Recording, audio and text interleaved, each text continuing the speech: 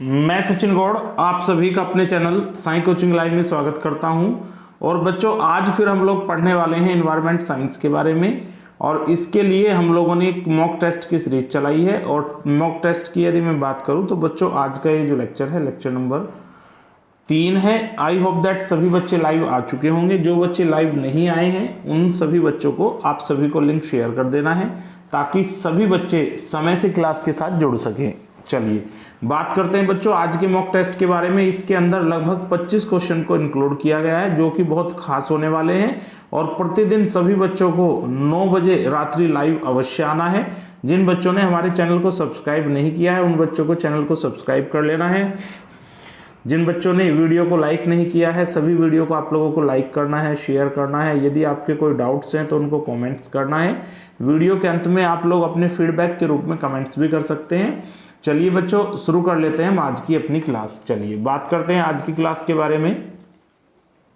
तो पहला क्वेश्चन बच्चों डिस्प्ले पर आ चुका है। इसके अंदर आपसे पूछा गया है पारिस्थितिकीय, दोबारा से क्वेश्चन को पढ़िएगा एक बार। पारिस्थितिकीय पदछाप के माप की इकाई क्या होती है? पारिस्थितिकीय पदछाप के माप की इकाई क्या होती है? एक आपको दिया गया है नैनोमीटर, एक दिया गया है भूमंडलीय हेक्टेयर, एक दिया गया है हॉप्स क्यूबिक फुट और एक दिया गया है क्यूबिक टन। चलिए तेजी के साथ सभी बच्चों को अपने आंसर सबमिट कराने हैं। जिन बच्चों ने अटेंडेंस सबमिट नहीं की है सभी बच्चों को जय हिंद लिखकर अपनी अटेंडेंस सबमिट करनी है प्रत्येक दिन की तरह। और सभी बच्चे तेजी के साथ सेशन के साथ जुड़ जाएंगे। सभी को 3 से 4 सेकंड के अंदर अपने आंसर सबमिट कराने हैं। सभी स्टूडेंट्स को 4 सेकंड के अंदर अपने क्वेश्चन का आंसर सबमिट कराना है। चलिए तेजी के साथ बढ़िएगा सभी बच्चे। पारिस्थितिकीय पदछाप की जो माप की इकाई होती है उसको क्या कहा जाता है? चलिए बात कर लेते हैं बच्चों हम सही विकल्प की। कभी कभी ऑप्शन भी आपकी हेल्प करते हैं बच्चों। देखिएगा नैनोमीटर ये लंबाई का एक यूनिट है, इसका मतलब ये आपका कोई चांस है ही नहीं। यदि हम क्यूबिक फीट या क्यूबिक मीटर या क्यूबिक टन की बात करते हैं तो ये सभी तीनों के तीनों जो इकाई हैं ये सभी के सभी पानी को मापने की इकाई है। तो ये भी आपका सही होने वाला नहीं है। तो अब बचता है आपका बी विकल्प, यही आपका ठीक होने वाला है। पारिस्थितिकीय पदछाप की माप की इकाई की यदि आपसे बात की जाती है तब बच्चों आपको बताना है भूमंडलीय हेक्टेयर। आई थिंक आप सभी बच्चों को क्वेश्चन क्लियर हुआ होगा। चलिए बच्चों बात करते हैं हम लोग क्वेश्चन नंबर 2 के बारे में। शुद्ध प्राथमिकता, देखिए बड़े ध्यान से देखिएगा। शुद्ध प्राथमिक आपके पास डिस्प्ले के ऊपर क्वेश्चन आ चुका है। क्वेश्चन नंबर 2 की हम बात कर लेते हैं। शुद्ध प्राथमिक उत्पादकता कहाँ उच्चतम होती है? आप लोगों को सबसे पहले क्वेश्चन का समझना बहुत जरूरी है। यहाँ पर आपसे पूछा गया है यदि हम जैविक घटकों की बात करते हैं तो उसके अंदर आप लोग या फूड चेन की बात करते हैं तो उसके अंदर आपको बताया गया है कि उत्पादक होते हैं जिनको पेड़ पौधे कहा जाता है। उसके बाद उपभोक्ता होते हैं जिसमें प्राथमिक, द्वितीयक और तृतीयक उपभोक्ता को रखा जाता है। यहाँ आपसे पूछा गया है शुद्ध प्राथमिक उत्पादकता सबसे ज्यादा कहाँ होती है, यानी कि ये वनस्पति की बात कर रहा है। आप लोगों को ऐसा स्थान बताना है जहां पर वनस्पति सबसे अधिक होती है। आपके पास 4 विकल्प हैं। एक है दलदल, एक है आपको उष्णकटिबंधीय वन, एक आपको बताया है रीफ। रीफ का मतलब बच्चों एक तरीके से खाड़ी होता है। आगे बात कर लेते हैं हम क्वेश्चन के चौथे विकल्प की, वनस्थली एवं झाड़ी वाली भूमि। चलिए तेजी के साथ सभी बच्चे अपने आंसर सबमिट कराएंगे। शुद्ध प्राथमिक उत्पादकता कहाँ उच्चतम होती है? पृथ्वी पर आपको 4 स्थान दिए गए हैं। उन 4 स्थान में से आपको ये सिलेक्शन करना है कि पृथ्वी पर सबसे अधिक प्राथमिक उत्पादक कहाँ पाए जाते हैं। तेजी के साथ सभी बच्चों को 4 सेकंड के अंदर अंदर आप अपने आंसर सबमिट करा देने हैं। चलिए अरे भाई तेजी के साथ सभी बच्चों को अपने आंसर सबमिट कराने हैं। 3 से 4 सेकंड के अंदर सभी बच्चों को अपने आंसर सबमिट कराने हैं। शुद्ध प्राथमिक उत्पादकता सबसे अधिक कहाँ होती है? आई थिंक आपका समय कंप्लीट हो चुका है बच्चों। बात कर लेते हैं हम लोग सही विकल्प के बारे में। तो ए विकल्प आपका गलत है पूर्ण रूप से। ए का यहाँ पर कोई चांसेस नहीं है तो ए आपका पूर्ण रूप से गलत हो जाता है। डी भी आपका गलत हो जाता है, सी भी गलत हो जाता है। यहाँ पर उष्णकटिबंधीय वन आपका सही आंसर होगा। लेकिन मैं आपको जानकारी के लिए बता देता हूँ बच्चों, अगर हम अपनी पृथ्वी की बात करते हैं तो ये हमारी पृथ्वी है और सबसे अधिक प्राथमिक उत्पादकता भूमध्य रेखा पर है। अब भूमध्य रेखा पर कौन सा हिस्सा है? उष्णकटिबंधीय वर्षावन। लेकिन यहाँ पर उष्णकटिबंधीय वन दिया गया है। अगर हम एक विकल्प उष्णकटिबंधीय वर्षा वन भी बना देते हैं तो हम उसको पहली प्योरिटी के लिए रखेंगे और सेकंड प्योरिटी हम रखेंगे उष्णकटिबंधीय वन। लेकिन बच्चों यहाँ पर उष्णकटिबंधीय वन को ही हम लोगों को सही मानना पड़ेगा। उसका रीजन ये है कि किसी भी विकल्प के अंदर उष्णकटिबंधीय वर्षा वन नहीं दिया गया है। शुद्ध प्राथमिक उत्पादकता सबसे अधिक भूमध्य रेखा पर होती है। भूमध्य रेखा पर कौन से वनों की होती है? उष्णकटिबंधीय वर्षा वनों की होती है। उससे कम किसकी होती है? उष्णकटिबंधीय वनों की होती है। ठीक है, और उससे कम किसकी होती है? उष्णकटिबंधीय पर्णपाती वन। आपको तीनों चीज बता दी गई है। तीनों को रैंक देने का भी क्वेश्चन कभी इन फ्यूचरली आपका आ सकता है। चलिए बात करते हैं, इससे ज्यादा इस क्वेश्चन के ऊपर डिस्कशन हो भी नहीं सकता है बच्चों। अब हम बात कर लेते हैं अगले क्वेश्चन की। क्वेश्चन नंबर 3 डिस्प्ले के ऊपर आ चुका है। किसी एकल जाति, जिसे हम स्पीसीज भी कहते हैं इंग्लिश में, किसी एकल जाति व उसके रहवास के पर्यावरणीय घटों का अध्ययन क्या कहलाता है? अगर हम केवल जीवों की एक ही जाति की स्टडी करते हैं तो उसको हम क्या बोलते हैं? एक बताया गया बच्चों संपरिस्थितिकी, एक दिया गया है आवासनुवांशिकी, एक दिया गया है स्वपारिस्थितिकी, एक दिया गया है जीव पारिस्थितिकी। आपके पास 4 विकल्प हैं। तेजी के साथ आप लोगों को अपने आंसर सबमिट कराने हैं। किसी एकल जाति व उसके रहवास के पर्यावरणीय घटकों का अध्ययन साइंस के अंदर क्या कहलाता है, ये आप लोगों को बताना है और मैक्सिमम 4 सेकंड के अंदर आप लोगों को आंसर सबमिट करा देना है। सभी बच्चों को 3 से 4 सेकंड के अंदर आंसर सबमिट करा देना है। चलिए तेजी के साथ सभी बच्चे अपने आंसर सबमिट कराएंगे। कोई भी स्टूडेंट ऐसा ना हो जो आंसर सबमिट ना कराए। चलिए तेजी के साथ। आई थिंक आपका समय बच्चों कंप्लीट हो चुका है। बात कर लेते हैं हम एक सही विकल्प की। और क्वेश्चन एक फैक्ट बेस्ड क्वेश्चन है, इसको आपको याद ही करना होगा। इसके अंदर आप बहुत ज्यादा रॉकेट साइंस नहीं लगा सकते। सिंपली आपको क्या करना है, याद करना है। सबसे पहले देखिएगा, ब्रांच की बात कर रहा है साइंस की। यदि हम इन्वायरमेंटल साइंस के अंदर एकलीय जाति व उसके रहवास के पर्यावरणीय घटकों का अध्ययन करते हैं तो उसको क्या कहा जाता है बच्चों? ए आपका गलत है, बी भी आपका गलत है और डी भी आपका गलत है। तब आपका राइट आंसर होगा स्वपारिस्थितिकी, सेल्फ इकोलॉजी। यहाँ पर आपका जो राइट आंसर होगा बच्चों, यहाँ पर आपका जो राइट आंसर होगा वो होगा सेल्फ इकोलॉजी। आई थिंक आप सभी को क्लियर हुआ होगा, अच्छे से याद कर लीजिएगा। चलिए बात करते हैं क्वेश्चन नंबर 4 की। सभी बच्चे क्वेश्चन नंबर 4 के ऊपर आएंगे।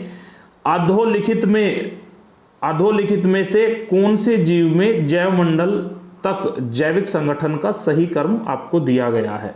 चलिए अब क्वेश्चन को जानबूझकर बहुत डीपली बढ़ाया गया है। मैं आपको एक नॉर्मल रेंज में बता देता हूं। आपको यहां पर जैविक संगठन का सही क्रम बताना है। बाकी क्वेश्चन के अंदर बाकी चीजें बच्चों को कंफ्यूज करने के लिए दी गई है।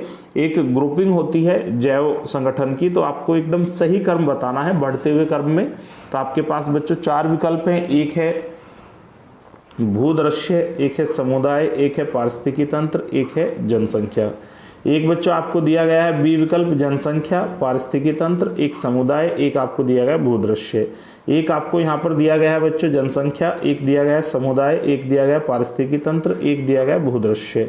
उसके बाद जनसंख्या, भूदृश्य, समुदाय और फिर आपको दिया गया पारिस्थितिकी तंत्र। चलिए तेजी के साथ हिसाब लगाइएगा कि सबसे छोटा पारिस्थितिकी तंत्र कौन सा है, फिर उससे बड़ा कौन सा है, फिर उससे बड़ा कौन सा है, फिर उससे बड़ा कौन सा है। तो आपको बढ़ते हुए क्रम में चलना है। पारिस्थितिकी तंत्र तक पहुंचने के लिए हम किस सीक्वेंस से गुजरते हैं? बढ़ते हुए क्रम में। चलिए तेजी के साथ सभी बच्चों को अपने आंसर सबमिट कराने हैं। कोई भी स्टूडेंट ऐसा नहीं होगा जो अपने आंसर सबमिट नहीं कराएगा। सभी स्टूडेंट्स को अपने आंसर 3 से 4 सेकंड के अंदर सबमिट करा देने हैं। चलिए तेजी के साथ बताइएगा आंसर। चलिए बच्चों क्वेश्चन काफी टिपिकल है तो मैं आप लोगों को जो है इसको सोल्व ही करा देता हूं। देखिए बच्चों, सबसे छोटी चीज, यदि आप लोग साइंस पढ़ के आए हों तो सबसे छोटी चीज होती है अणु। सबसे छोटी चीज क्या होती है? अणु। यदि हम अणु का समूह बनाते हैं तो फिर बनती है कोशिका। ठीक है, यदि थोड़ा सा पेन भी प्रॉब्लम कर रहा है, समझिएगा थोड़ा सा ध्यान से। अणु का समूह क्या कहलाता है? कोशिका। यदि हम कोशिका के समूह की बात करते हैं तो फिर क्या बनता है? जीव। तो यहाँ तक की चीजें आपको किसी भी विकल्प में नहीं दी गई थी, लेकिन हम क्वेश्चन को पूरा कंप्लीटली डिस्कस करने वाले हैं। सबसे पहले नंबर पे कौन आएगा? अणु।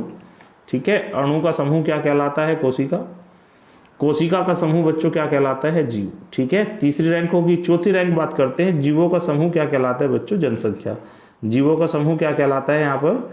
जनसंख्या। और जनसंख्या का समूह आपके लिए क्या कहलाता है? समुदाय। उसके लिए फिर आपको यहाँ आना पड़ेगा। ठीक है, उसके लिए फिर आपको 5वीं रैंक देनी पड़ेगी, समुदाय। और किसी समुदाय का जो ग्रुप है उसको हम बोलते हैं पारिस्थितिकी तंत्र। और सभी पारिस्थितिकी तंत्रों को अगर हम एक जगह मिलाते हैं तो उसी को हम क्या कहते हैं? भूदृश्य यानी कि पृथ्वी। तो अब आप लोगों को डिसाइड कर लेना है कि आपका कौन सा विकल्प यहाँ पर सही होने वाला है। सबसे पहले सबसे छोटी चीज होती है अणु। अणु को मिलाकर कोशिका बनती है, कोशिका को मिलाकर जीव बनता है, जीव को मिलाकर जनसंख्या बनती है, जनसंख्या को मिलाकर समुदाय बनता है, समुदाय को मिलाकर पारिस्थितिकी तंत्र। और बहुत सारे पारिस्थितिकी तंत्र को जब एक जगह मिला दिया जाता है तो उसको भूदृश्य बोलते हैं। इसका मतलब बच्चों ए विकल्प आपका यहाँ पर पूर्ण रूप से गलत है, बी भी आपका गलत है, यहाँ पर सी आपका पूर्ण रूप से सही है, डी भी आपका यहाँ पर एक गलत विकल्प है। मैं जितना भी बेस्ट इस क्वेश्चन को एक्सप्लेन कर सकता था मैंने किया है। जैविक संगठन का आपको सही कर्म बताना है और जैविक संगठन का जो कर्म है हमेशा पेपर के अंदर बढ़ता हुआ ही पूछा जाता है। बहुत रेयर केस ऐसे हो सकते हैं कि आपसे अवरोही कर्म में पूछा जा सकता है, डिसेंडिंग ऑर्डर में पूछा जा सकता है। सबसे छोटा अणु होता है, अणु को मिलाकर कोशिका बनती है, कोशिका को मिलाकर जीव बनता है, जीव को मिलाकर जनसंख्या बनती है, जनसंख्या को मिलाकर समुदाय बनता है, समुदाय को मिलाकर पारिस्थितिकी तंत्र बनता है और पारिस्थितिकी तंत्रों को मिलाकर भूदृश्य बनता है। यही चीज आप लोगों को ध्यान रख लेनी है। चलिए बात करते हैं क्वेश्चन नंबर 5 की। निम्न में से कौन खाद्य श्रृंखला का निर्माण करता है? आपके पास बच्चों 4 विकल्प हैं। निम्नलिखित में से कौन खाद्य श्रृंखला का निर्माण करता है? पहला विकल्प आपको बच्चों दिया गया है घास, बकरी, आदमी। फिर आपको दिया गया है घास, गेहूं, आम। एक आपको दिया गया है बकरा, कौवा और एक हाथी। एक दिया है घास, मछली और बकरा। ठीक है, यदि बच्चों खाद्य श्रृंखला की हम बात करते हैं तो उसका टॉपिक आपको अच्छे से पढ़ना होगा। कारण यह है कि सीटेट के अंदर और पीसीएस के अंदर बहुत सारे सवाल खाद्य श्रृंखला से, फूड चेन से पूछे जा रहे हैं। चलिए तेजी के साथ सभी बच्चे अपने आंसर सबमिट कराएंगे। यदि हम फूड चेन की बात करते हैं तो फूड चेन का निर्माण करने वाला कौन सा विकल्प बच्चों यहां पर आपका सही होने वाला है? चलिए तेजी के साथ बताइएगा सभी बच्चे आंसर। हालांकि सभी विकल्प अपने आप में अधूरे हैं, लेकिन एक विकल्प ऐसा है जो काफी हद तक ठीक है, ये आपको बताना है। चलिए, अगर हम फूड चेन की बात करते हैं तो बच्चों उसकी जानकारी आपको होनी चाहिए। यदि नहीं है तो मैं यहां पर आपको जानकारी प्रोवाइड करा देता हूं। यदि हम फूड चेन की बात करते हैं तो सबसे पहले हम उत्पादक को रखते हैं। ठीक है, उत्पादक यानी कि पेड़ पौधे। सबसे पहले हम किसको रखते हैं? उत्पादक को। ठीक है, उसके बाद फिर हम दूसरे नंबर पर बच्चों रखते हैं उपभोक्ता को। दूसरे नंबर पर किसको रखते हैं? उपभोक्ता। ठीक है, थोड़ा सा समझिएगा, पेन में कुछ प्रॉब्लम है जिसकी वजह से आज राइटिंग स्किल ठीक नहीं आ रहा है। दूसरे नंबर पर किसको रखते हैं? उपभोक्ता को। अब उपभोक्ता को दूसरे नंबर पर रखा गया है और तीसरे नंबर पर रखते हैं हम अपघटनकर्ता को। तीसरे नंबर पर किसको रखते हैं? अपघटनकर्ता, जैसे बैक्टीरिया। ठीक है, तीसरे नंबर पर किसको रखते हैं? अपघटनकर्ता। ठीक है, लेकिन बच्चों यहां पर अपघटनकर्ता किसी ऑप्शन के अंदर इंक्लूड नहीं किया है, लेकिन प्राथमिक उपभोक्ता, द्वितीयक उपभोक्ता, ये भी आपको ध्यान रख लेना। उपभोक्ता भी 3 प्रकार के होते हैं, प्राथमिक, और एक होता है आपका द्वितीयक और एक आपका होता है तृतीयक। उपभोक्ता कितने प्रकार के होते हैं बच्चों? 3 प्रकार के। चलिए, अब इसी के अकॉर्डिंग आपको क्वेश्चन को सॉल्व कर लेना है। सबसे पहले हम लोग उत्पादक को ढूंढते हैं, तो इसमें सी ऑप्शन के अंदर कहीं भी पहले नंबर पर उत्पादक नहीं है। चलिएगा, दूसरे नंबर पर घास है, लेकिन घास को मछली नहीं खाती है, डी, इसलिए आपका गलत हो जाता है। फिर बी दिया गया घास, घास को गेहूं, गेहूं को आम, यानी कि कहीं भी उपभोक्ता का कोई जिक्र नहीं है, तो ये भी आपका गलत हो जाता है। अब आपका बचता है ए, यानी कि यहाँ पर बच्चों एक सही विकल्प है। उसका कारण ये है घास। घास का इस्तेमाल कौन करता है? बकरा। और बकरे का इस्तेमाल कौन करता है खाने में? आदमी। आदमी को ध्यान भी रख लेना है कि आदमी को प्राथमिक और द्वितीयक दोनों ही उपभोक्ता की श्रेणी में रखा जाता है। कुछ व्यक्ति शाकाहारी होते हैं तो हम उनको प्राथमिक उपभोक्ता बोल सकते हैं, कुछ सर्वाहारी होते हैं तो उनको हम द्वितीयक उपभोक्ता बोल सकते हैं। ठीक है, तो यहाँ पर अपघटनकर्ता का ऑप्शन नहीं बनाया गया था। उसी जानकारी के आधार पर जितनी भी है उसी से काम चला लेना है, अपने को कुछ नहीं करना है। आंसर सही आना चाहिए एग्जाम के अंदर और आपको रियल फैक्ट पता होना चाहिए कि किस तरीके से इस क्वेश्चन को सोल्व किया जा सकता है। चलिए बात करते हैं बच्चों अगले क्वेश्चन की। अगला क्वेश्चन देखिएगा डिस्प्ले पर आ चुका है। चलिए चलिए बच्चों बात करते हैं क्वेश्चन नंबर 6 के बारे में। क्वेश्चन नंबर 6 डिस्प्ले पर आ चुका है, देखिएगा सभी बच्चे ध्यान से। किसी पोषक स्तर को अपने पूर्व स्तर से लगभग कितने प्रतिशत ऊर्जा प्राप्त होती है। अगर हम किसी पोषक स्तर की बात करते हैं, अब आप लोगों को जानकारी नहीं है पोषक स्तर की, तो भी आप डायरेक्ट गलत ही आंसर देने वाले हैं। पोषक स्तर की जब बात की जाती है तो इसके अंदर आप लोग किन किन को इंक्लूड करते हैं, उत्पादक को, प्राथमिक उपभोक्ता को, द्वितीयक उपभोक्ता को, तृतीयक उपभोक्ता को, इनको हम इंक्लूड करते हैं। और इसका जो पिरामिड है सदैव उल्टा बनता है संख्या पिरामिड के कंपेयर में। किसी पोषक स्तर को अपने पूर्व स्तर से लगभग कितने प्रतिशत ऊर्जा मिलती है। 4 विकल्प हैं बच्चों, एक आपके पास है 10, एक है 1, एक है 20, एक है 30। सभी बच्चों को तेजी के साथ अब अपने आंसर सबमिट कराने हैं। चलिए तेजी के साथ सभी बच्चे अपने आंसर सबमिट कराएंगे। आपके पास 4 सेकंड का समय है, उसी में आप लोगों को अपने आंसर सबमिट करा देने हैं। ठीक है, कोई भी बच्चा ऐसा नहीं होगा जो अपने आंसर सबमिट नहीं कराएगा। चलिए तेजी के साथ सभी बच्चों को अपने आंसर सबमिट कराने हैं। चलिए अरे भाई तेजी के साथ आंसर सबमिट कराइएगा। किसी पोषक स्तर को अपने पूर्व स्तर से लगभग कितने प्रतिशत ऊर्जा मिलती है। आपके पास बच्चों 4 विकल्प हैं, तेजी के साथ आप लोगों को अपने आंसर सबमिट करा देने हैं। चलिए अरे भाई तेजी के साथ सबमिट कराइएगा। किसी पोषक स्तर को अपने पूर्व पोषक स्तर से लगभग कितनी ऊर्जा प्राप्त होती है। चलिए तेजी के साथ सभी बच्चे अपने आंसर सबमिट कराइएगा। चलिए बच्चों राइट विकल्प की हम बात कर लेते हैं। तो यहाँ पर बच्चों आपका बी भी गलत है, सी भी गलत है और डी भी गलत है। यहाँ पर ए पूर्ण रूप से आपका क्या हो जाता है, सही। और इसका पिरामिड भी मैं साइड में बना चुका हूँ, वहाँ पर आपको देखना है। सबसे पहले उत्पादक, फिर दूसरे नंबर पर आपको क्या दिखाया गया है, प्राथमिक उपभोक्ता, द्वितीयक उपभोक्ता और तृतीयक उपभोक्ता। आप ये देखिएगा सबसे ज़्यादा जो एनर्जी पृथ्वी पर क्रिएट होती है वो पादप से होती है, यानी कि उत्पादक से होती है। लेकिन जब हम पादप का इस्तेमाल प्राथमिक उपभोक्ता के पास भेजते हैं तो उसके पास उसका 10% एनर्जी फॉरवर्ड होती है, यानी कि 1% एनर्जी उसको मिलती है।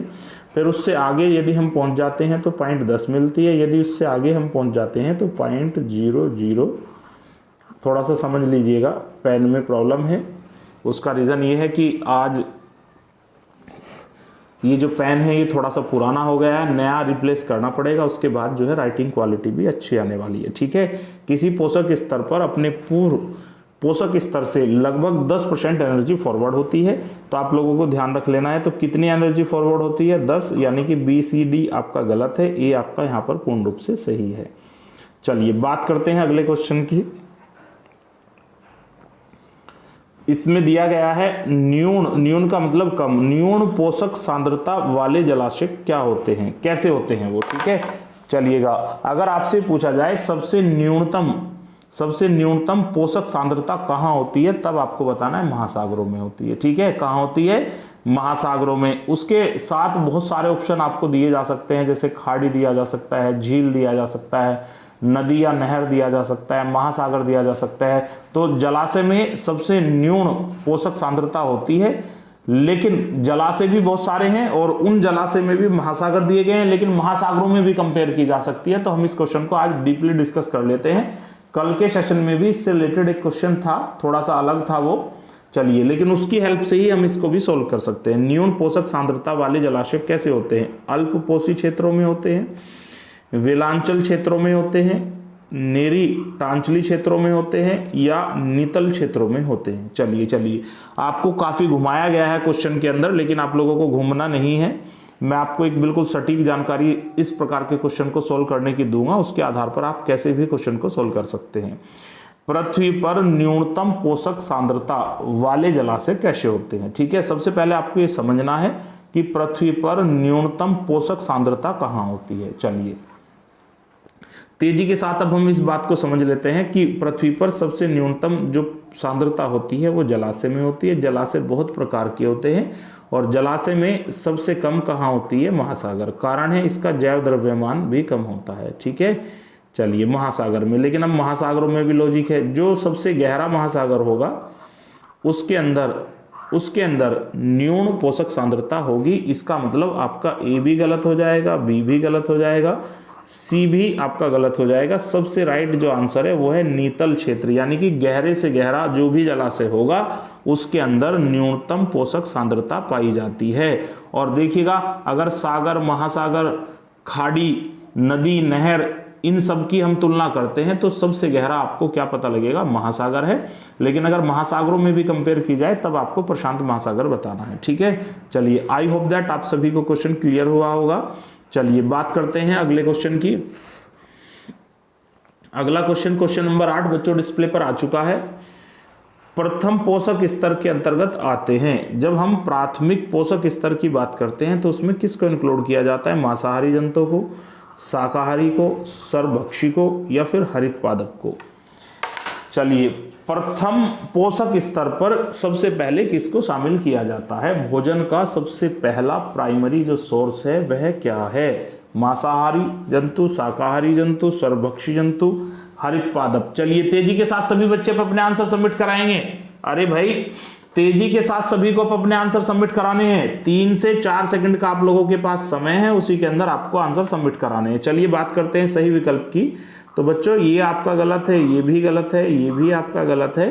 अगर हम प्रथम पोषक स्तर की बात करते हैं तो उसमें हमेशा उत्पादक को रखा जाता है, और उत्पादक किसको कहा जाता है, जो हरे पौधे होते हैं उन्हीं को उत्पादक कहा गया है। इसलिए आपका डी आंसर यहाँ पर बच्चों क्या हो जाता है, सही हो जाता है। चलिए, अरे भाई जो बच्चे रिप्लाई नहीं दे रहे हैं सभी बच्चों को आप अपने आंसर चैट बॉक्स में जाना है और प्रत्येक क्वेश्चन के साथ आप लोगों को सबमिट कराना है। बहुत ही अच्छा सेशन होने वाला है। आसान क्वेश्चन का कोई मतलब नहीं है। किसी सेशन के अंदर हम बहुत लो क्वालिटी के क्वेश्चन को इंक्लूड करते हैं तो उनका कोई मतलब नहीं है, क्योंकि आप लोग काफी समझदार हो, बड़े एग्जाम में बैठने वाले हो, तो आपका क्वेश्चन का जो लेवल है वो भी थोड़ा सा ठीक होना चाहिए। चलिए बात करते हैं क्वेश्चन नंबर 9 की। क्वेश्चन नंबर 9 बच्चों डिस्प्ले पर आ चुका है। पारिस्थितिकी तंत्र के जैविक घटकों में कौन उत्पादक घटक है। अब मैं आपको इससे पहले क्वेश्चन के अंदर बता चुका हूं, उसमें बहुत ज्यादा दिमाग नहीं लगाना है कि 4 विकल्प हैं आपके पास, एक है मोर, एक है गाय, एक है बाघ, एक है हरे पौधे। इन 4 में से उत्पादक किसको कहा जाता है। चलिए तेजी के साथ सभी बच्चों को आंसर सबमिट कराना है। 3 से 4 सेकंड के अंदर सभी बच्चों के आंसर आ जाने चाहिए। कोई भी स्टूडेंट ऐसा नहीं होगा जो अपने आंसर सबमिट नहीं कराएगा। 3 से 4 सेकंड के अंदर मात्र सभी बच्चों को अपने आंसर सबमिट करा देने हैं। चलिए बात करते हैं सही विकल्प की। आज की क्लास का सबसे आसान क्वेश्चन है बच्चों, ए आपका गलत है, बी भी आपका गलत है, सी भी गलत है। यदि हम उत्पादक की बात करते हैं तो उत्पादक की कैटेगरी में हरे पौधों को रखा जाता है। क्वेश्चन नंबर 8 के अंदर भी लगभग सेम ही बात थी। बात करते हैं क्वेश्चन नंबर 9 की।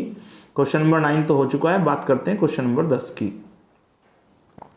निम्न में से कौन आहार श्रृंखला का निर्माण करता है। ऐसा कौन सा है जो फूड चेन का निर्माण करता है। क्वेश्चन आपका रिपीट है, ऑलरेडी इस क्वेश्चन को पढ़ चुके हैं। तो यहां पर बच्चों बात करते हैं फूड चेन का निर्माण करने वाला घास, गेहूं, आम नहीं है, बकरी, गाय, हाथी नहीं है, घास, मछली नहीं है। आपका ए विकल्प यहाँ पर पूर्ण रूप से क्या है, घास को कौन खाएगा, बकरी, और बकरी को कौन खाएगा, मानव। तो इसका मतलब यहाँ पर एक फूड चेन बनती है, इसलिए ए विकल्प आपका सही है। चलिए बात करते हैं क्वेश्चन नंबर 11 की। बच्चों क्वेश्चन नंबर 11 भी आपका डिस्प्ले पर आ चुका है, देखिएगा सभी बच्चे ध्यान से। खाद्य श्रृंखला यानी कि फूड चेन में मानव को कौन सी कैटेगरी में रखा गया है। ये बहुत ही इंपॉर्टेंट क्वेश्चन है आज के लेक्चर का, अभी तक का ये सबसे खास क्वेश्चन है और सीटेट में ये काफी ट्रेंड भी है। एक बार बच्चों क्वेश्चन को थोड़ा सा दोबारा पढ़ लेते हैं, थोड़े से बैरियर्स थे तो थोड़ा सा ध्यान भी डिस्टर्ब हुआ है। और चलिए बढ़ते हैं, हम क्वेश्चन को दोबारा से रीड करते हैं। खाद्य श्रृंखला में, क्वेश्चन को देखिएगा सभी बच्चे ध्यान से। खाद्य श्रृंखला में मानव को कौन से प्लेस पर रखा गया है। ये मैं बता चुका हूं कि ये अभी तक का सबसे खास क्वेश्चन है।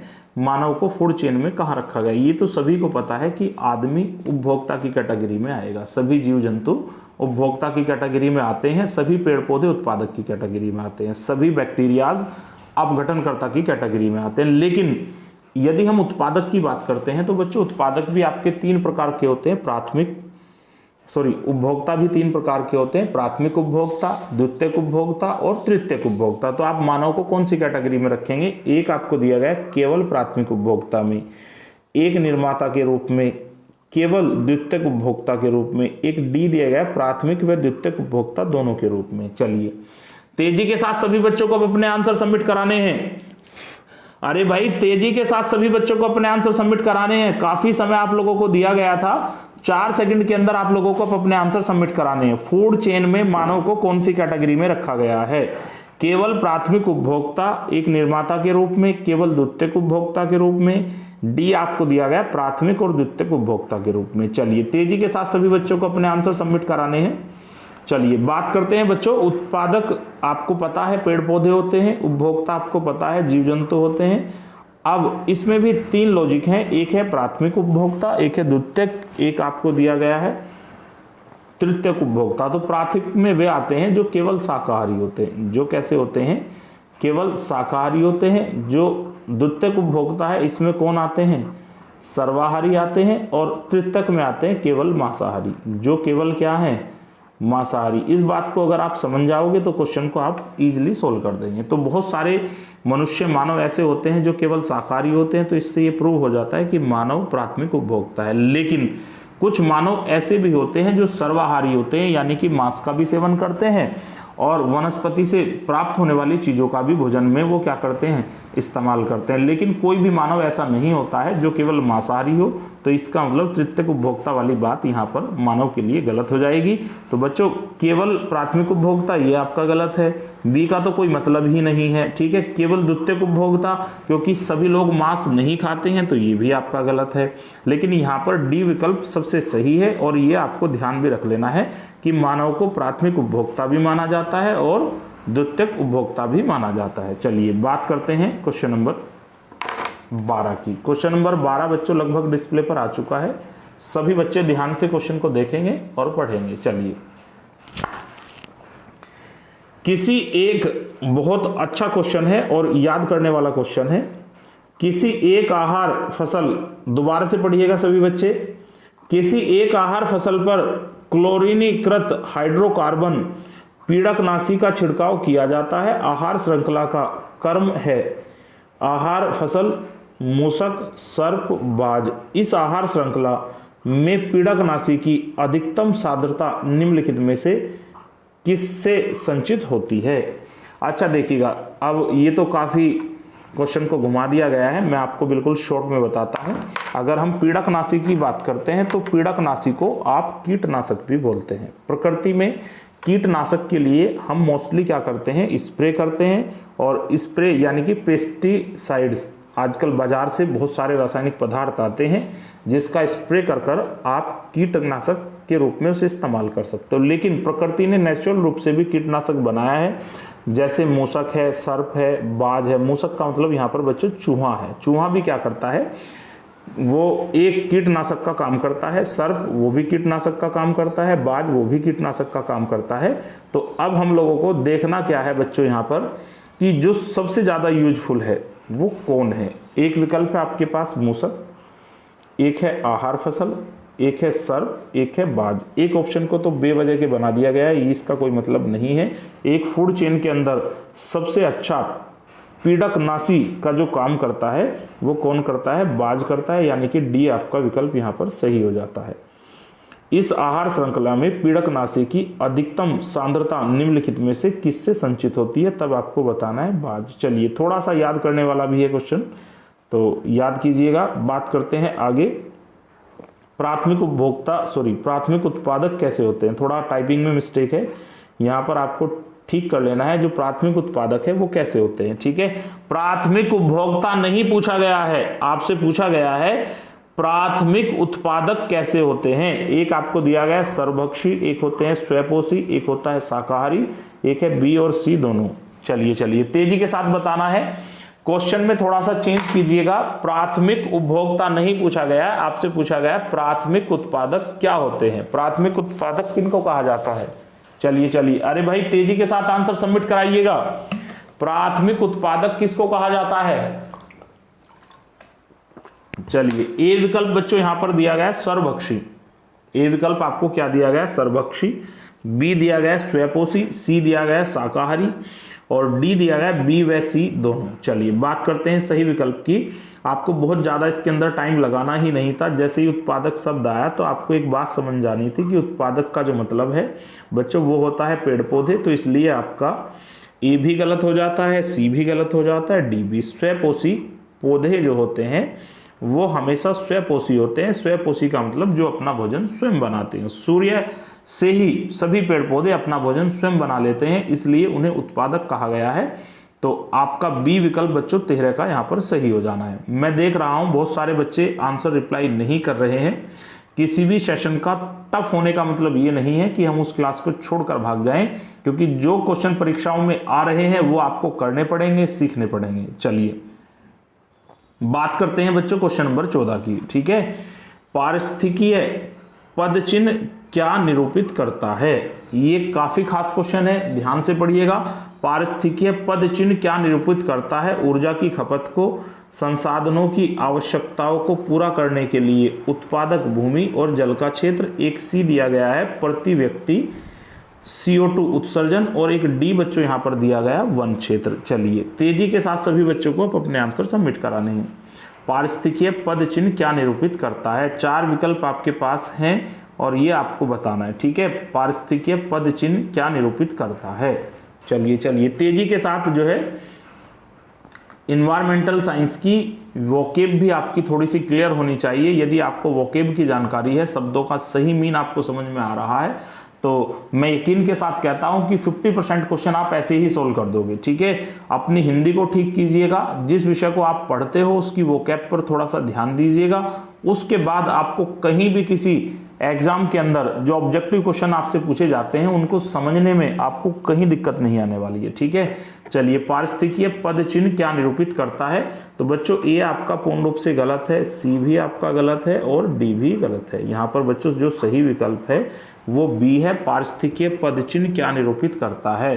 संसाधनों की आवश्यकताओं को पूरा करने के लिए उत्पादक भूमि तथा जल का क्षेत्र। पारिस्थितिकीय पद चिन्ह जो पारिस्थितिकी क्षेत्र है उसको कवर करता है, उसी को रिप्रेजेंट करता है, ये आपको ध्यान रख लेना है। अब पारिस्थितिकी के अंदर सभी प्राकृतिक संसाधन भी आ जाएंगे, भूमि भी आ जाएगी, जल भी आ जाएगा। ठीक है, आपको हिंदी लैंग्वेज के हिसाब से थोड़ा सा नहीं घूमना है, सेंस को पकड़ के चलिएगा, क्वेश्चन अपने आप ठीक हो जाएगा। पारिस्थितिकीय निकाय में ऊर्जा का प्राथमिक स्रोत क्या है? पारिस्थितिकीय निकाय में ऊर्जा का प्राथमिक स्रोत क्या है, ये आप सभी को बताना है। पारिस्थितिकीय निकाय में ऊर्जा का सबसे प्राथमिक स्रोत क्या है? पूरे के पूरे ब्रह्मांड के अंदर ऊर्जा का जो सबसे प्राइमरी स्रोत है, या पृथ्वी पर जितने भी पारिस्थितिकी तंत्र हैं, प्रत्येक पारिस्थितिकी तंत्र के लिए ऊर्जा का सबसे प्राइमरी जो सोर्सेज है वो क्या है, ये आपको बताना है। चलिए, अरे भाई 4 सेकंड के अंदर सभी बच्चों को अपने आंसर सबमिट कराने हैं। कोई भी स्टूडेंट ऐसा नहीं होगा, मैं आपके कमेंट्स पर ज्यादा ध्यान नहीं दे पा रहा हूं, उसका कारण यह है सेशन काफी अच्छा है, मुझे भी ध्यान से पढ़ाना होगा और आपको भी ध्यान से पढ़ना होगा। ठीक है, अदरवाइज मैं भी गलती कर बैठूंगा और आप भी गलती कर बैठोगे। ठीक है, चीजों को सीखना है, कमेंट्स आपको चैट बॉक्स में करते रहना है, जो भी आपका राइट आंसर है वो आपको लाइव चैट बॉक्स में सबमिट कराना है। बाकी टाइम में आपको क्वेश्चन को ध्यान से समझना है। पारिस्थितिकी निकाय में ऊर्जा का सबसे प्राइमरी सोर्स क्या होता है? वनस्पति में संरक्षित शर्करा, किण्वन में उत्सर्जित ऊष्मा, एक दिया गया है सौर ऊर्जा, एक दिया गया है डी, इनमें से कोई नहीं। चलिए, किसी भी पारितंत्र के अंदर ऊर्जा का सबसे प्राइमरी सोर्स क्या है, ये आप लोगों को बताना है। चलिए, 3 से 4 सेकंड का समय था आपका, आई थिंक वो कंप्लीट हो चुका है। बात करते हैं सही विकल्प की। बच्चों इसमें कोई सोचने वाली बात ही नहीं है, पूरी पृथ्वी पर ऊर्जा का सबसे जो प्राइमरी सोर्स है वह सौर ऊर्जा है। और मैं सौर ऊर्जा की ही बात नहीं करता, पूरे ब्रह्मांड के अंदर ऊर्जा का सबसे प्राथमिक जो स्रोत है वो सौर ऊर्जा है। सभी पेड़ पौधों को, सभी जीवों को प्रॉपर जो ऊर्जा मिलती रहती है वो सदैव किससे मिलती है? सबसे आसानी से जो उपलब्ध होती है वो होती है सौर ऊर्जा से। चलिए, सभी बच्चे समझदार हैं, क्वेश्चन का अर्थ भी समझ गए होंगे और आंसर भी समझ गए होंगे। चलिए बात करते हैं क्वेश्चन नंबर 16 की।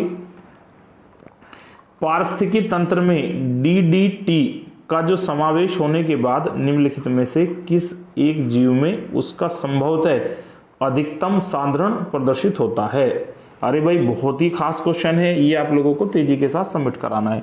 अब यदि हम बच्चों DDT की बात करते हैं तो इसको क्या कहा जाता है, फुल फॉर्म इसकी क्या है, डाइक्लोरो डाइफेनाइल ट्राइक्लोरोइथेन इसको कहा जाता है। और वर्तमान समय में इसे हम मच्छर नाशक के रूप में भी इस्तेमाल करते हैं। जो हमारी फसलों में बहुत सारे कीट पतंग होते हैं या पर्यावरण को हानि पहुंचाने वाले मच्छर होते हैं, जैसे बीमारियां फैलाने वाले जो जीव हैं, छोटे मोटे कीट पतंग हैं, मच्छर है, या फसलों में कीटनाशक के रूप में हम इसका इस्तेमाल करते हैं। तो सबसे थोड़ा सा दोबारा पढ़ लीजिएगा क्वेश्चन को। पारिस्थितिकी तंत्र में DDT का समावेश होने के बाद निम्नलिखित में से किस एक जीव में उसका संभवतः अधिकतम सांद्रण प्रदर्शित होता है।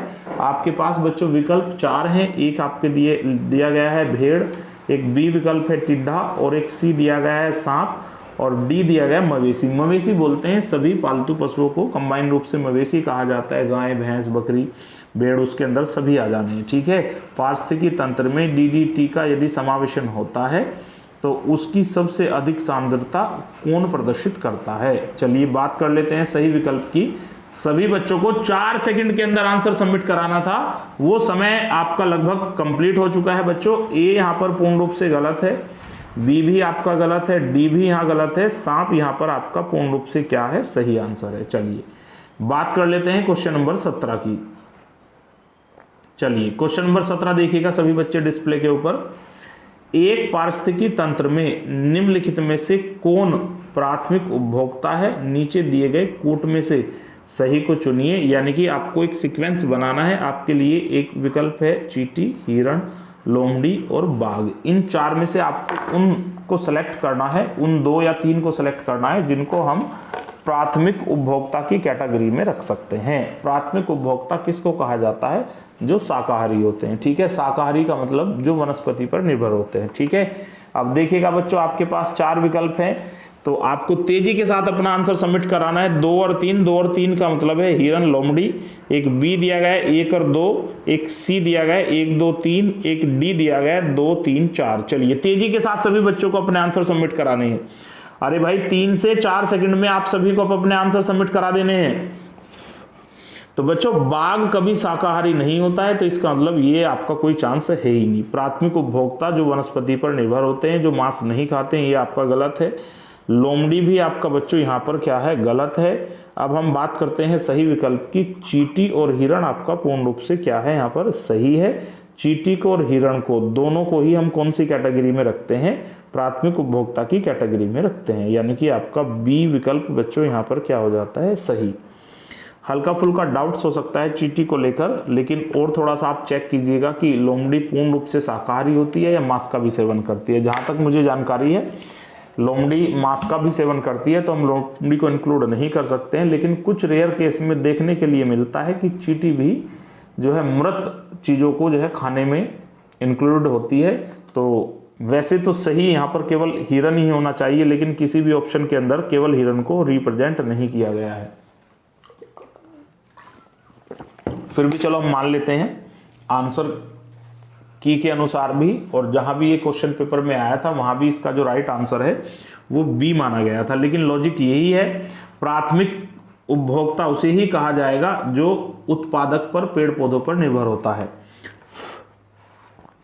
चलिए बच्चों बात कर लेते हैं क्वेश्चन नंबर 18 की। पारिस्थितिकी तंत्र में उच्चतम पोषण स्तर पर किसको रखा जाता है। पारिस्थितिकी तंत्र में उच्चतम पोषण स्तर पर किसको रखा जाता है, यानी कि उनकी संख्या भी सबसे ज्यादा है, उनके पास भोजन की मात्रा भी सबसे अधिक है, और उनके पास भोजन का जो स्टॉक है या भोजन प्राप्ति के जो सोर्सेज हैं अन्य की तुलना में बहुत ज्यादा बेटर हैं। एक आपको दिया गया है मांसाहारी, मांसाहारी का मतलब होता है तृतीयक उपभोक्ता। ठीक है, एक आपको दिया गया है शाकाहारी, इसका मतलब है आपको प्राथमिक उपभोक्ता को कहा गया है। एक होते हैं अपघटनकर्ता, जैसे जीवाणु, मृत चीजों को गला सड़ाकर मिट्टी में मिलाने वालों को अपघटनकर्ता कहा गया है। ठीक है, एक आपको दिया गया सर्वाहारी, सर्वाहारी में रखा जाता है द्वितीयक उपभोक्ता को। चलिए अब आपको यहां से गैस कर लेना है आंसर। आपके पास बच्चों 4 विकल्प हैं। पारिस्थितिकी तंत्र में उच्चतम पोषण स्तर किसको प्राप्त होता है। चलिए तेजी के साथ सभी बच्चों को अपने आंसर सबमिट कराने हैं। अब हम बात कर लेते हैं बच्चों, 4 सेकंड बहुत ज़्यादा समय नहीं होता है, बहुत कम समय है, उसी के अंदर आप लोगों को आंसर सबमिट कराना था। तो सही विकल्प पर आ जाते हैं डायरेक्ट। ए बच्चों यहाँ पर हमारा गलत है, बी भी आपका गलत है, अपघटनकर्ता भी गलत है, सर्वाहारी यहाँ पर आपका सही आंसर है। देखिएगा जैसे सर्वाहारी में हम मानव को लेते हैं, ठीक है, उसके पास विकल्प है आज, यदि उसके पास मांस खाने के लिए नहीं है तो वो सब्जी से भी काम चला सकता है, और सब्जी उपलब्ध नहीं है, मांस उपलब्ध है, तो वो मांस से भी अपना काम चला सकता है। दोनों से ही वो अपने भोजन की पूर्ति कर सकता है, इसीलिए इसको हमेशा उच्चतम पोषण स्तर पर रखा जाता है। चलिए बात करते हैं आगे क्वेश्चन नंबर 19 की। सर्वभोजी के ऊर्जा का स्रोत क्या है? जो सर्वभोजी है यानी कि सब कुछ खाने वाला है, उसके ऊर्जा का जो स्रोत है वह क्या होता है? तेजी के साथ सभी बच्चों को बताना है। जैसे एक विकल्प है प्राथमिक उपभोक्ता और द्वितीयक उपभोक्ता। एक आपको दिया गया प्राथमिक उत्पादक, ध्यान दीजिएगा, पहले ऑप्शन के अंदर दिया गया है प्राथमिक उपभोक्ता और बी में दिया गया प्राथमिक उत्पादक यानी कि पेड़ पौधे, और दूसरा दिया गया प्राथमिक उपभोक्ता। एक सी दिया गया प्राथमिक उत्पादक उपभोक्ता, एक दिया गया है मांसभक्षी, एक दिया गया है प्राथमिक उत्पादक मांसभक्षी, और डी यहाँ पर डी के अंदर एक दिया गया अपघटनकर्ता। चलिए तेजी के साथ सभी बच्चों को अपने आंसर सबमिट कराने हैं। कोई भी स्टूडेंट ऐसा नहीं होगा जो अपने आंसर सबमिट नहीं कराएगा। सभी बच्चों को ईमानदारी के साथ अपने आंसर सबमिट कराने हैं। जो सर्वभोजी है उसके ऊर्जा का स्रोत क्या होता है? चलिए तेजी के साथ सभी बच्चों को अपने आंसर सबमिट कराने हैं। बच्चों बात कर लेते हैं हम सही विकल्प की। 4 सेकंड का समय आपका कंप्लीट हो चुका है। अब बात करते हैं सही विकल्प की। तो बच्चों ए आपका यहाँ पर पूर्ण रूप से गलत है। सर्वभक्षी का मतलब है सर्वाहारी, सर्वाहारी का मतलब है द्वितीय उपभोक्ता, तो इसका मतलब ये आपका पूर्ण रूप से गलत है, ठीक है। इसके लिए बी की बात करते हैं तो ये भी आपका गलत है, ठीक है, और उसके लिए डी की बात करते हैं तो ये भी गलत है। अब हम सर्वभोजी की बात करते हैं जो सभी प्रकार के भोजन कर लेता है, ठीक है, यानी कि वो पेड़ पौधों को अपना भोजन बना सकता है, पादप को अपना भोजन बना सकता है, तो यानी कि उत्पादक आना ही आना है। उत्पादक ए के अंदर नहीं है, ये गलत था।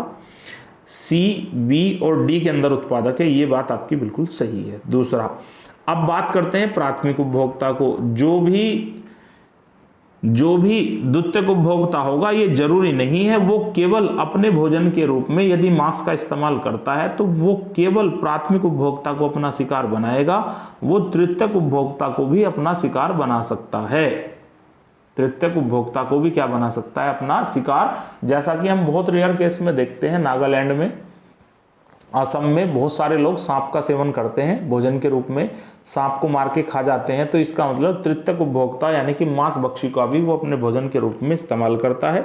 और ये केवल एक ही ऑप्शन में दिया गया था आपको सी में, तो इसका मतलब ये आपका सही है, ठीक है। कोई सा भी उपभोक्ता उसको खा सकता है, मांसभक्षी को भी खा सकता है, और प्रकृति में जो प्राकृतिक चीजें हैं, वनस्पति हैं, प्राथमिक उत्पादक उसको भी खा सकता है। तो सर्वभोजी का मतलब जो सभी चीजें खा सकता है, प्राथमिक भी खा सकता है, सभी प्रकार के उपभोक्ता को भी खा सकता है। इसका मतलब सी आपका यहाँ पर पूर्ण रूप से सही है। चलिए बात करते हैं क्वेश्चन नंबर 20 की।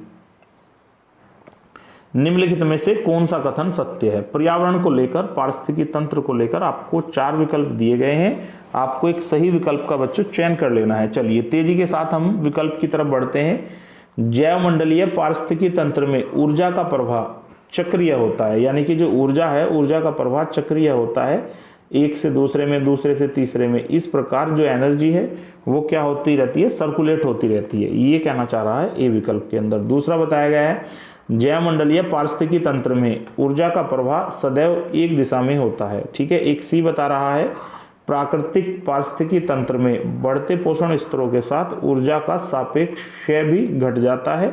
एक डी बताया गया है प्रागामी बढ़ते पोषण। चलिए तेजी के साथ आप लोगों को अपने आंसर सबमिट कराने। पहला विकल्प है बच्चों यहाँ पर जैवमंडलीय पारिस्थितिकी तंत्र में ऊर्जा का प्रवाह सदैव चक्रीय होता है।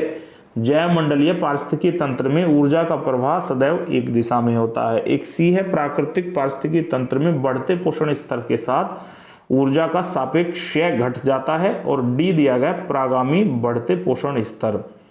सभी पोषण स्तर जो है प्रागामी का मतलब कंटिन्यू बढ़ते जाते हैं। चलिए बाकी अगर मैं बात करता हूं बच्चों सही आंसर की, तो जो चारों विकल्प हैं, चारों ही विकल्प में कहीं ना कहीं कुछ ना कुछ चीजें ठीक दी गई हैं, लेकिन हम सही में से ज्यादा सही का अगर हम चुनाव करते हैं तो उस हिसाब से बच्चों ये आपका क्या है, आपका पूर्ण रूप से गलत है। ठीक है, लेकिन मैं बता देता हूं कि जो एनर्जी है, सभी एनर्जी सूर्य से आती है और बाद में सूर्य के पास ही चली जाती है। जैसे पेड़ पौधे सूर्य की एनर्जी को खींचते हैं, पेड़ पौधों से प्राथमिक उपभोक्ता को एनर्जी मिलती है, उससे द्वितीयक को, द्वितीयक से तृतीय को मिलती है, और लास्ट में जब वे चीजें गल सड़ जाती हैं तो उस एनर्जी को दोबारा से अपघटनकर्ताओं के द्वारा सूर्य के पास भेज दिया जाता है। इसका मतलब पहली बात भी सही है, लेकिन मैं एक बात को फिर रिपीट कर रहा हूं, चारों सही हैं, लेकिन उन चारों में जो ज्यादा सही है हम उसका चयन यहाँ पर कर लेने वाले हैं। ठीक है भाई, आगे बात करते हैं। जैवमंडलीय पारिस्थितिकी तंत्र में ऊर्जा का प्रवाह एक दिशा में होता है, ये बात आपकी सबसे ज्यादा सही है। प्राकृतिक पारिस्थितिकी तंत्र में बढ़ते पोषण स्तर के साथ ऊर्जा का सापेक्ष घटता है। उसके लिए मैंने आपको ऊर्जा का पिरामिड भी बताया था कि सबसे नीचे 10% होता है, फिर उसके बाद उसका 10%, फिर उसका 10%, फिर उसका 10%, यानी कि जैसे जैसे पोषण स्तर बढ़ता है ऊर्जा की मात्रा कम होती जाती है, ये बात भी सही है।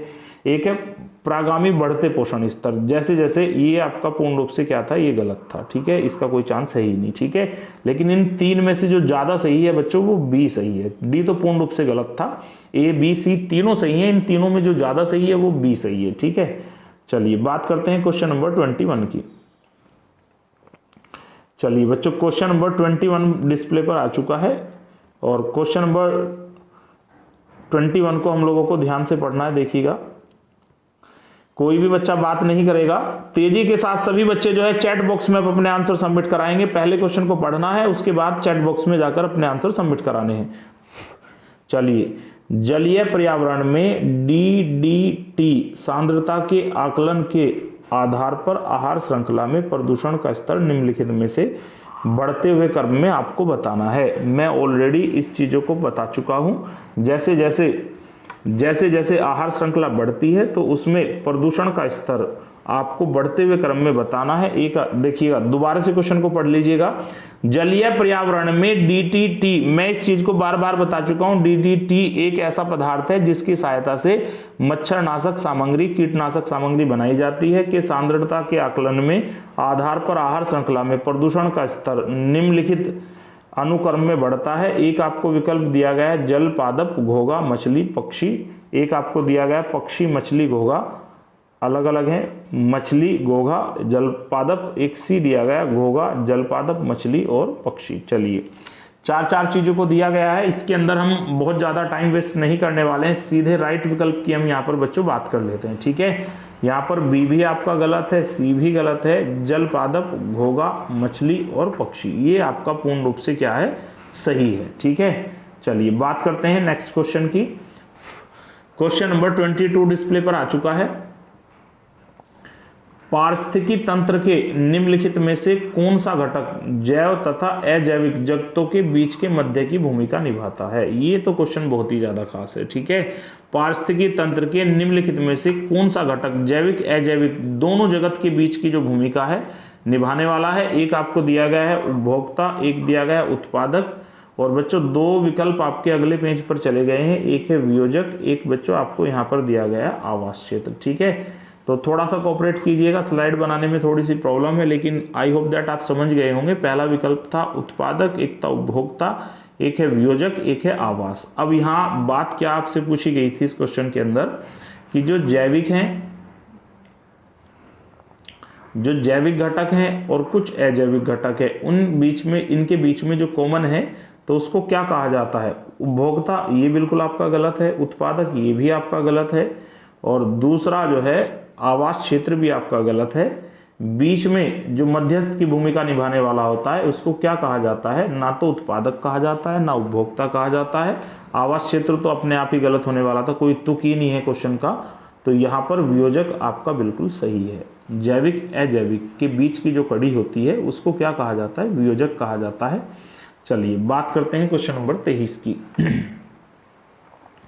पारिस्थितिकी तंत्र में ऊर्जा का पिरामिड सदैव कैसा होता है? पारिस्थितिकी तंत्र के अंदर ऊर्जा का पिरामिड सदैव कैसा होता है, ये आपको ध्यान रखना है। एक है तुर्कु के आकार का होता है, उल्टा होता है, वक्र में होता है, सीधा होता है। आपके पास 4 विकल्प हैं। अरे भाई, सभी बच्चों को बोर नहीं होना है, 3 से 4 सेकंड के अंदर सभी बच्चों को आप अपने आंसर लाइव चैट बॉक्स में जाकर सबमिट कर देने हैं। पारिस्थितिकी तंत्र में ऊर्जा का पिरामिड सदैव कैसा होता है? CTET के हिसाब से काफी महत्वपूर्ण क्वेश्चन है, सभी बच्चों को याद कर लेना है। पारिस्थितिकी तंत्र में ऊर्जा का पिरामिड सदैव कैसा होता है?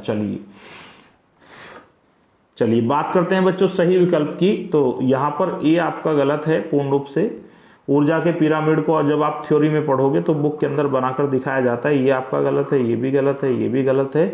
ऊर्जा का पिरामिड सदैव कैसा होता है? पारिस्थितिकी तंत्र के अंदर सीधा होता है, यानी कि डी विकल्प आपका पूर्ण रूप से यहाँ पर क्या है? सही है। चलिए बात करते हैं बच्चों क्वेश्चन नंबर 24 की। 24 क्वेश्चन डिस्प्ले पर आ चुका है। मंगल किस तरह के पौधे को कहा जाता है? मंगल का मतलब अच्छा, जो अच्छा पौधा है उसको सबसे अच्छा पौधा किसको माना जाता है? मंगल किस तरह के पौधों को कहा जाता है?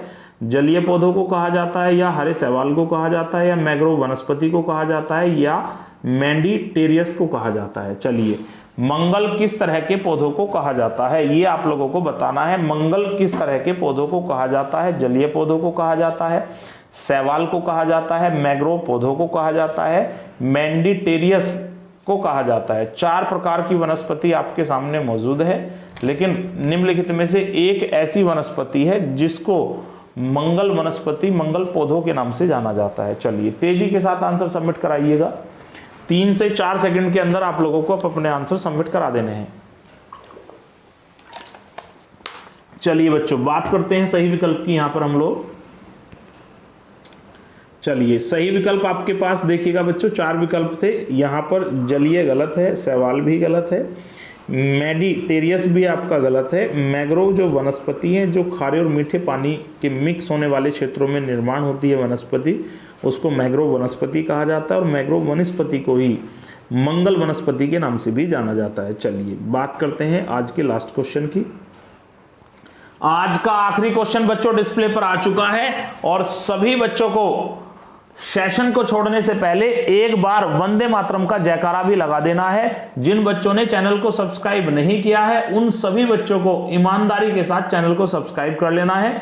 चलिए बात करते हैं आज के लास्ट क्वेश्चन की। फोबोस व ये डाइमोस लिखा हुआ है, वैसे डाइमोस है, डाइमोस भी कह सकते हैं फोबोस, और कुछ किताबों में डेमोस भी लिखा हुआ मिलेगा, दोनों का मतलब एक ही है। ठीक है, चलिए फोबोस और डेमोस निम्नलिखित में से किसके प्राकृतिक उपग्रह हैं? ये दोनों ही उपग्रह हैं, लेकिन कौन से ग्रह के हैं? एक विकल्प है मंगल, एक है शनि, एक है बृहस्पति, और एक डी यहां पर बच्चों दिया गया है शुक्र। चलिए तेजी के साथ सभी बच्चों को अपने आंसर सबमिट कराने हैं। फोबोस और डेमोस निम्नलिखित में से किसके प्राकृतिक उपग्रह हैं? तेजी के साथ विकल्प आपके पास मौजूद है, मंगल, शनि, बृहस्पति, शुक्र। अरे भाई 4 ही सेकंड का आप लोगों को समय लगाना है, उससे ज्यादा समय आप लोगों को नहीं लेना है। आज का सेशन लगभग कंप्लीट होने वाला है, और सभी बच्चों को अब अपने राइट आंसर सबमिट करा देने हैं। चलिए बात करते हैं सही विकल्प की बच्चों।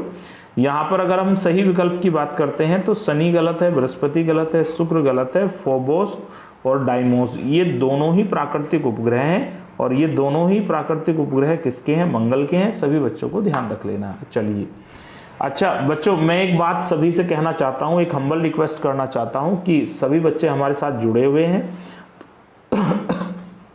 सभी बच्चों को करना क्या है, हमारा जो चैनल है इसे ग्रो करने में थोड़ी सी आप लोगों की हेल्प की जरूरत है। हमारे जो सब्सक्राइबर हैं वो नियर अबाउट 1000 है, 1000 में थोड़ी सी कमी है। तो यदि आप कोऑपरेट करोगे तो कल तक हम लोग 1000 सब्सक्राइबर वाला जो माइलस्टोन है यूट्यूब पर वो हम लोग पार कर जाएंगे। तो सभी छात्रों से मैं सहयोग की अपेक्षा करता हूं। अपने रिलेटिव्स और आपका जो फ्रेंड सर्कल है उन सभी से चैनल को सब्सक्राइब कीजिएगा। और आज की क्लास खत्म हो चुकी है। सभी बच्चों को मेरी तरफ से शुभ रात्रि। Thank you so much watching our video.